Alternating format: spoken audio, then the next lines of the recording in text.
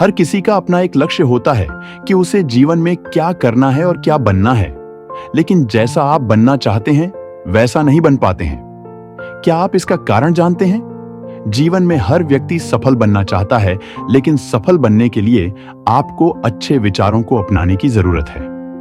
गौतम बुद्ध के उपदेशों से आपके जीवन में सकारात्मक बदलाव आते हैं और इससे आपका जीवन बदल जाता है।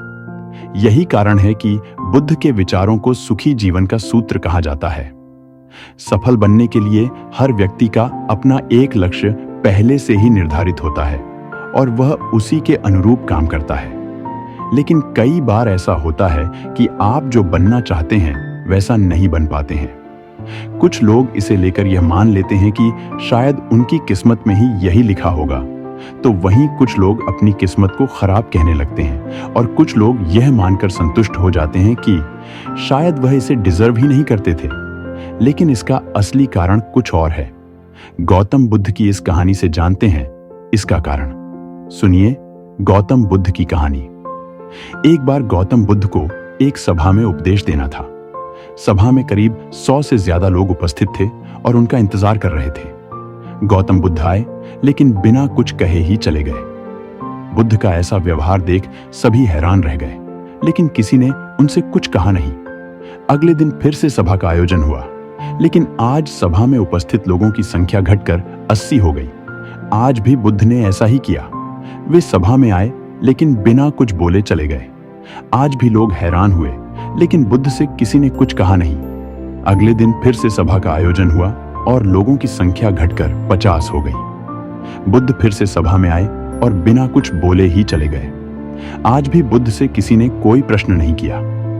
अगले दिन फिर से सभा का आयोजन हुआ और इस बार लोगों की संख्या केवल 30 थी। आज भी बुद्ध बिना कुछ बोले मुस्कुराकर चले गए।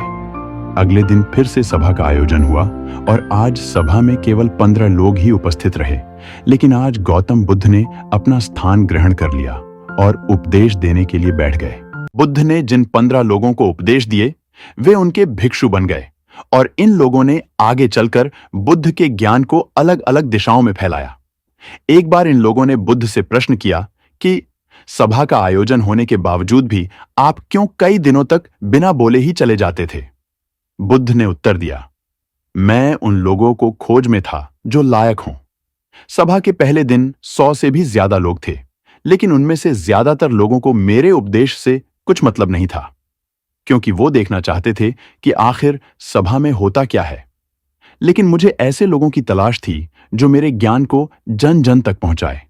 मैं कई दिनों तक इसलिए बिना बोले चला गया, क्योंकि मैं यह देखना चाहता था कि आखिर वो कौन लोग हैं जो सच में मेरे उपदेश को सुनना चाहते हैं और जिन्हें वास्तव में ज्ञान पाने की प्यास थी। ऐसे लोग ही रोज आए। गौतम बुद्ध कहते हैं कि जिनके भीतर धैर्य था उन्हें मुक्ति का मार्ग मिला और जो लोग जल्दबाजी में थे वो आज घर पर बैठे हुए हैं।